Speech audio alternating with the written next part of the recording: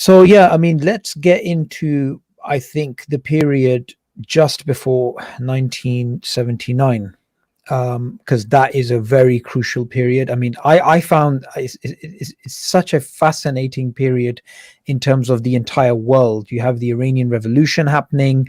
You have all these different types of The siege um, of Mecca. siege of Makkah, absolutely, and you've got all these uh, landmark events, and shockingly, to the entire world's surprise, you had the invasion in 1979, which no one expected. Even intelligence agencies talk about this, like no one expected this to happen. So if you can go a little bit into that. Sure. So, I mean, as a historian, right, I'm going to try not to be annoying and throw it back too much.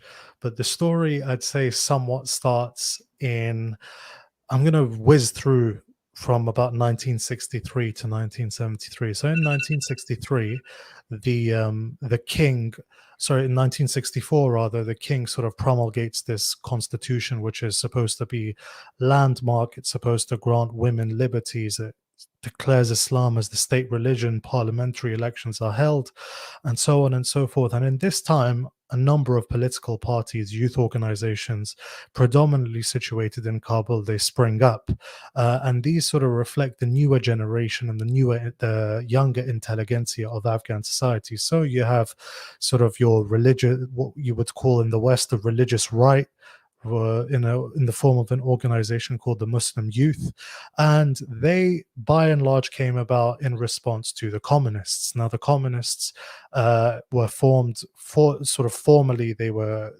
instituted as a party in 1965, and so what happened was that the king's cousin was sidelined in this 1 decade of democracy that existed in Afghanistan, this 1 decade of constitutionalism. So in 1973, the king's cousin launched a coup d'etat against the king and declared a republic. And this king, his name was Dawood Khan, and in launching this coup d'etat against his cousin, what he actually did was he allied with communists, with a faction of the Communist Party, which now when we look back, we're like, we know how communists feel about royal families. This guy as a prince launched a coup against his cousin, allying with communists. And so essentially what he was trying to do was to gain as much support for his sort of vision of progressive politics to sort of modernize Afghanistan as he wanted it to happen. But before long, he started to feel a threat from how predominant the communists were in his administration and started to crack down on them. So it was as such that in about 1977, he had a meeting with Brezhnev in Moscow, and Brezhnev told him that he resented the fact that NATO advisors were in Afghanistan. And this president, Dawood Khan, told him that, you know, these things were the prerogative of the Afghan state, that Afghanistan was independent. And from there on, the following year, due to a variety of different events, it'll take ages to get into, Dawood Khan, alongside 18 of his family members, was killed in what was called the Sour Revolution. It was called Sour because according to the Iranian Afghan sort of calendar, that was the month, roughly corresponding to the 27th and 28th of April. Now, what we had in Afghanistan was two different factions of the Communist Party. You had Khalq, the masses, and Parcham, which is the banners. And broadly speaking, you can almost sort of draw an analogy to Bolshevik versus Menshevik. And so what we had in Afghanistan were the Bolsheviks took power. So Parcham were more apprehensive about a violent takeover of power, whereas Khalq sort of thought that this was the time that was needed. And the Soviets, funnily enough, would advise Khalq on saying, you know, you guys need to be more accommodating, you need to be more inclusive, because the two factions themselves had a lot of infighting going on, and Khalq were halfway through a purge of their comrades in Parcham. So the Soviets, ironically enough, were basically advising the Khalqis to be more accommodating, more inclusive, less abrasive, less radical. And what was being said back to the Soviets was, well, Lenin did not accomplish the revolution with clean hands, and it took you guys 5-6 decades perhaps to create your own socialist society to which we look up, which we revere. We're going to do it in about 5 years, right? And so, because of that condensed time period, what followed was that the measures that were enacted to sort of realize that ultimate goal were very radical. And they set in motion a chain of events that ended up with the Soviet Union invading Afghanistan on the 24th of December 1979. And what's in yeah, Jazakallah khair for giving that historical context. What's interesting about this is the shifting allegiances. So, as I'm sure you're going to get into, when they did do the invasion, uh, the I've forgotten his name. The president who was holed up in the presidential palace. Hizullah Uh, Amin. yeah, Fezullah Amin. I believe he loved lobia soup, right? And it was apparently poisoned, and he had Soviet doctors who were trying to save him when actually the Soviet special forces were trying to kill him. I mean, this is just some really like Game of Thrones on steroids, essentially, right? Yeah, exactly. So essentially what we had, so bear in mind, I mentioned that there was the coup on the 27th, 28th of April, 1978, and the invasion in December 1979. So you have about a year and a half, right? Now, in this year and a half, we had two Khalq leaders, one of whom killed the other by suffocating him in the presidential palace, or smothering him with pillows. Now, the first leader was a man called Nur Muhammad Taraki, who was actually a personal friend of Brezhnev's, and who was, in typical communist fashion, he had a personality cult created around him. He was sort of known as the great leader, the genius of the East. Uh, the bands that accompanied him wherever he went, and he was a personal friend of Brezhnev's, and he was actually suffocated in the presidential palace, which makes the current presidential palace probably not a very pleasant place to visit. But that's besides the point. But what the Nur Muhammad, who was the first president, essentially in the months immediately following the coup in 1978, there are a number of things that changed pretty drastically. Now, for everyone listening, what's really important to realize is now, but especially back then, the rural countryside of the country was very isolated and remote from the center. So what happened at the center had very little bearing on what happened on the countryside. So when the coup was launched against Dawood, and even with 18 members of his family dead, as crude as it sounds, for people in the rural countryside whose concerns are much more bread and butter, it's tough cookies, the game is the game, right? Now, but the problem came about in that the state, or the communist state right now, had inherited a government in Afghanistan whose central apparatus was the strongest that the Afghan state had ever been in its history, right? It enjoyed a level of resources, it had amassed a level of power that we had never seen, and probably have never seen ever since, even with all of the US support for the previous regime. Now, what this state started to do was start to enact its agenda, which was obviously rooted in ideology. So the flag was changed. There's a lot of controversy about the flag right now. It's coming from people that back this flag change. So the tricolor flag was changed to a red one, like the Soviet Union, a new national anthem. In sort of breaking from historical continuity, any sort of official announcements would usually start with Bismillah ar-Rahman ar-Rahim. That was omitted intentionally. And so what you had was a change to the national curriculum, and then we had a series of decrees that were issued Yes. from this. Yeah.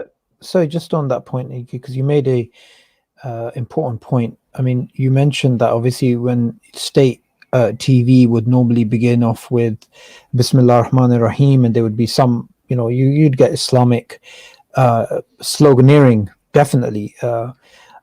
What we find is it's not just the case that it was omitted, and that itself is a signal. There's a very interesting video online that my friend Hamidullah was showing me, where one of the communist leaders actually mocks it. Yes. And this is unbelievable. That's Hafizullah Amin, by the way. Yeah, So, the so he president. says, he says Bismillah ar-Rahman ar-Rahim, and then he kind of laughs and he says, "Oh, this is what they would say," or something along those lines. So Yeah. yeah, it was a mockery. So the antipathy toward religion was very pronounced, and whilst there was a lip service paid toward the religion, privately we know that Nur Muhammad Taraki was telling the Soviets, don't worry, the mosques will be empty within the year, right? But what also happens, and I think this has parallels to a lot of sort of one party states that we see today that follow a similar kind of ideology. I guess I'll get to that in a bit. But we saw a series of decrees, okay, and these decrees were rolled out sequentially. So the first decree, well, I mean, it's not the first, but one of the decrees was decree number 6, which said that which regulated rural mortgages and debts, and which cancelled debts in the countryside. Now, bear in mind, like I said before, the state never really overtly and directly interfered in the countryside. What it preferred to do was to rule through, or have its power diffused through, tribal elders, village elders, religious elders. We had people called sort of Khan, Malik. Sort of one of my ancestors was known as Ala Qadar, so of a specific alaqa, which was a specific district almost. He would be representing and liaising with the people on behalf of the king and vice versa. So what this was supposed to do was to displace the system of governance that existed, which was very informal, very casual, but that worked somewhat. So debts were cancelled, rural mortgages were cancelled, which meant that following this, rather than, this was sort of paraded as being liberating for the peasants and so on and so forth. But once you've unilaterally cancelled people's debts, and you've regulated rural mortgages or loans to almost impossible feats, then it's really difficult to actually get credit, right? Which actually pulverized the agricultural sector. Another thing, decree number 7, for example, regulated marriages and bride prices. So what it did was that it defined marriage very much in accordance with how we would understand it in the West, or maybe not in the West right now, but maybe about 50 years ago, as the nuclear family. So in Afghanistan, as a kinship or family sort of oriented society, marriage is not between two individuals. Love marriages was even rarer, right? It sounds nice, but it didn't really happen. Marriages happens between clans, between two different networks. But what this did was they actually defined marriage as being between one husband, one wife, which is also problematic because of how polygamous society is, and their children who were unmarried. And finally, there was a land reform, which basically said that uh, large, essentially large land holdings in Afghanistan were rare to begin with. Okay, they were already rare, but so the land that was redistributed, and we know that term. We're very familiar with redistribution. So the land that was redistributed was not enough to basically divide amongst all of the peasants that were available, right? And so what was basically the intention of all of this was not some sort of noble intention towards uplifting the peasants and whatever, even though terminology, almost like Stalin's terminology against the kulaks and collectivization and what happened in Ukraine and the genocide there, that terminology was used, but essentially what was aimed at was eliminating every competitor to the state in social relations. So tribal elders, khans, maliks, ala qadars, and later on, of course, we saw teachers, university professors, business leaders, tribal elders, Maoists, basically anyone that could compete with the state in terms of commanding some level of influence in society was essentially the attempt was to exterminate them. Now, obviously, whilst I did say that the state at this point was the strongest Afghanistan has ever seen, it wasn't strong enough to enact these reforms. So what it did was it relied on brutality, okay, in order to compensate for the lack of capacity that it had. It started to rely on brutality. Now, this is another problem we have with applying or transposing a Western sort of system of thought onto societies that are not Western, right? So, whilst the sort of terminology of kulaks and the oppressor and the oppressed classes were used, what actually happens was that peasants actually joined their lords or their landlords. So they joined their khans and their maliks and whatever, because it's almost like better the devil you know than the devil you don't know. And the devil you don't know now has a really, if you're an Afghan peasant in the late 70s and you probably haven't gone to school, what you've realized is the devil you don't know in Kabul, the communists in Kabul, have a really weird ideology, are very intolerant and very brutal. Whereas the devil you do know, who is your landlord, okay, he's actually protecting you from the encroachments of the central state, and you've enjoyed some modicum of a relationship with him for years. And that obviously was, they were actually put off allying with the state and their own, they were put off their own liberation because of how offensively anti-religious the central state was. And that was obviously compounded as well with defections from the army, because the army, soldiers in the army were being told that, you know, they were having their Allahu Akbars, their religious slogans removed, beards being heavily discouraged, starting to interrogate people with beards who did pray, so on and so forth.